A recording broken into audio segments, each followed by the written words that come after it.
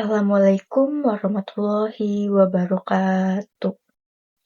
Yang terhormat kepada Ibu Ferawati Fajrin SPD MPD serta teman-teman yang saya banggakan.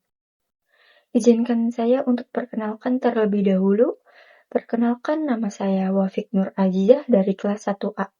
Berdirinya saya di sini, saya akan memulai presentasi hari ini yang berjudul Pengaruh Media Sosial Terhadap Pola Komunikasi Remaja di Era Digital.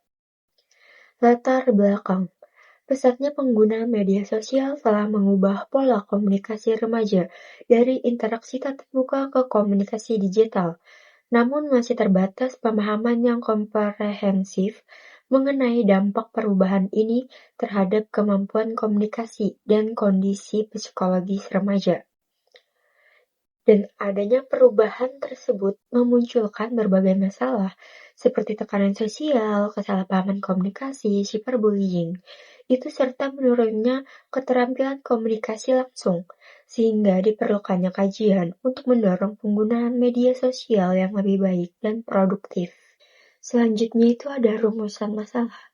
Masalah yang ke-1 itu ada, apakah penggunaan media sosial berpengaruh terhadap pola komunikasi remaja di era digital?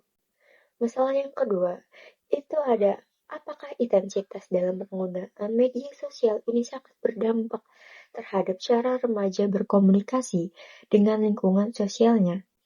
Masalah yang ketiga itu, apakah media sosial ini sangat berpengaruh dalam bentuk dan gaya komunikasi remaja, baik secara verbal maupun non-verbal? Manfaat penelitian, manfaat dibagi dua, yaitu ada manfaat teoritis dan manfaat praktis. Di sini saya akan membahas terkait dengan adanya manfaat teoritis terlebih dahulu. Penelitian ini berkontribusi pada pengembangan ilmu komunikasi serta menjadi referensi akademik terkait pengaruh media sosial terhadap pola komunikasi remaja.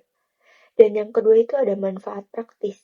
Penelitian ini memberikan wawasan bagi orang tua, pendidik, dan lembaga pendidikan dalam memahami dampak media sosial, serta menjadi dasar penyusunan strategi dan rekomendasi penggunaan media sosial yang bijak bagi remaja.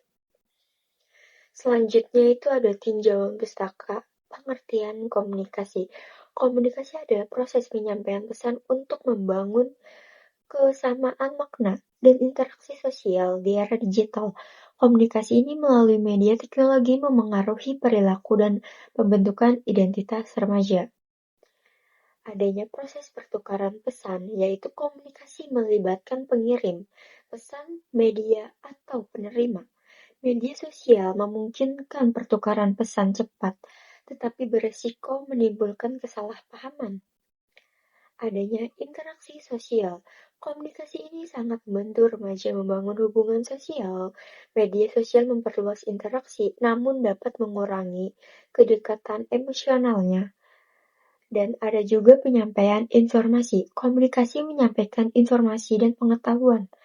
Media sosial mempercepat informasi tetapi juga meningkatkan resiko hoax. Gaya komunikasi. Gaya komunikasi adalah cara menyampaikan pesan yang dipengaruhi kepribadian, lingkungan, atau media sosial. Teknologi mendorong komunikasi yang lebih singkat, informatif, dan visual, membentuk identitas baru, namun berpotensi mengurangi interaksi tatap muka jika tidak seimbang. Gaya komunikasi verbal.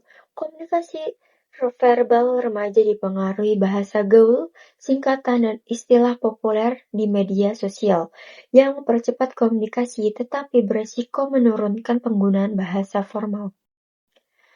Gaya komunikasi nonverbal. Komunikasi nonverbal berkembang melalui seperti emoji, stiker, GIF, dan konten visual yang digunakan remaja untuk mengekspresikan emosi dan identitas diri secara digital. Gaya komunikasi asertif. Komunikasi asertif ini membantu remaja menyampaikan pendapat secara jujur dan menghargai orang lain, namun di media sosial perlu diimbangi etika agar tidak berubah menjadi agresif. Teknik pengumpulan dan sumber data. Teknik pengumpulan data ini, data yang dikumpulkan melalui kuesioner sebagai instrumen utama, didukung adanya wawancara, observasi, dan dokumentasi untuk melengkapi dan memperkuat adanya data penelitian ini.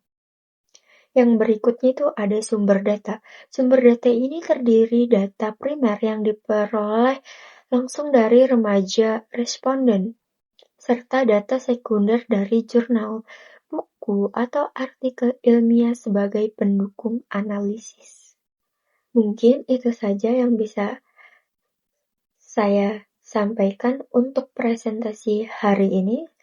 Saya izin pamit undur diri, kurang lebihnya mohon maaf jika ada tutur kata yang tidak mengenakan atau belum sempurna karena kesempurnaan hanya milik Allah Subhanahu wa Ta'ala. Assalamualaikum warahmatullahi wabarakatuh.